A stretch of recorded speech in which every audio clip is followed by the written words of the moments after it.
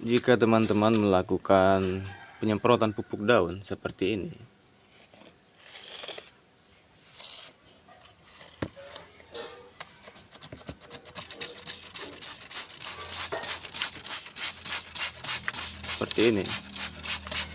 maka ini kurang tepat dan bisa jadi sia-sia saja. Mengapa begitu? Sekarang kita buktikan ya. Kenapa saya bilang ini sia-sia saja? Oke, kita pakai tisu biasa. Kita lap bagian bawahnya seperti ini. Oke, bisa dilihat sini teman-teman. Ini ya. Banyak debunya. Lihat. Banyak sekali debu yang menempel di belakang stomata daun ini. Bukan di belakang ya, pada stomata daun, di belakang daun. Lihat. Jadi jika teman-teman melakukan penyemprotan pupuk daun, itu langsung teman-teman semprot saja tanpa teman-teman bersihkan dulu stomata daunnya yang ada pada daun. Stomata daun terletak di belakang sini ya. Di belakang daun, bukan di bagian depan ya. Jadi di belakang sini. Jika di belakang sini kotor, tertutupi oleh debu, maka penyemprotan daunnya sia-sia. Sebab mengapa? Sebab dia tidak bisa diserap oleh stomata daun. Karena stomata daunnya tertutupi oleh debu tadi. Jadi bagaimana yang bagusnya, yang efektifnya? Pertama, teman-teman bisa lakukan seperti ini. Ya, bersihkan dulu bagian belakang daunnya seperti ini dengan tisu biasa. Ya, ada sedikit air ya, tisu lembab, sedikit air, tapi tetap tisu biasa. Oke.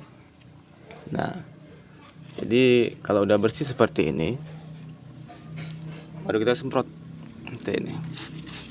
Penyemprotannya pun usahakan yang kena paling banyak itu bagian belakang sini. Jadi bukan bagian depan ya, bagian belakang. Karena stomata daun bagian belakang.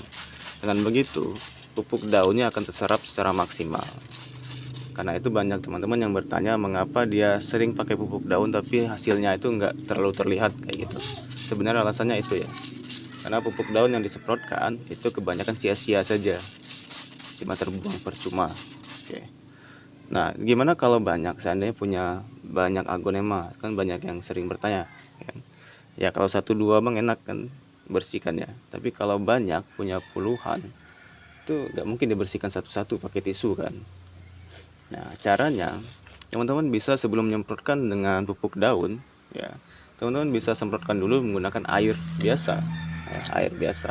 Jadi kayak kita siram, tapi disemprot dengan tegangan yang cukup tinggi ya. Jadi kalau kita semprotnya itu pakai semburan yang kayak gitu menyebar, kalau ini kan bisa kita setel sedikit lebih fokus kan, kayak gini. Kayak gini kan. Oke.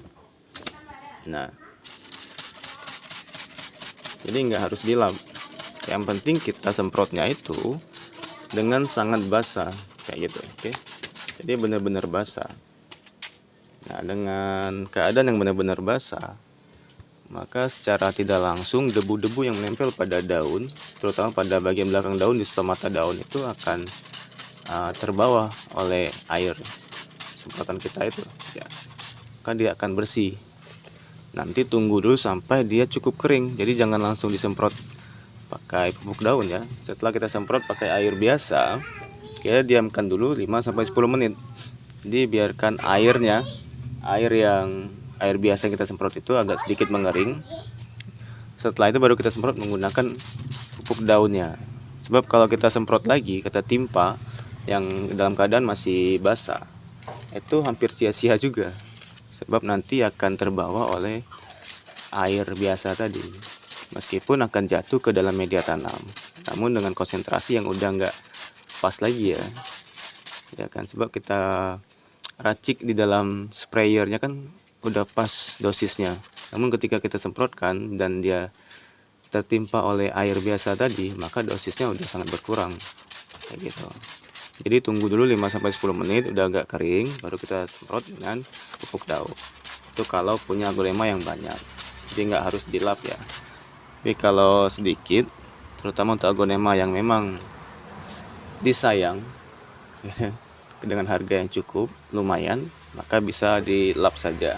Dengan begitu selain membersihkan daunnya juga membersihkan stomata daunnya dan memperindah juga, oke teman-teman. Jadi seperti itulah caranya kalau kita mau melakukan pemupukan dengan cara disemprot atau dispray. Ya, ini pupuk daun buatan biasanya. Semoga bermanfaat. Jangan lupa klik tombol subscribe dan komentar ya. Dan ketemu lagi kita di video selanjutnya. Wassalamualaikum warahmatullahi wabarakatuh. Bye.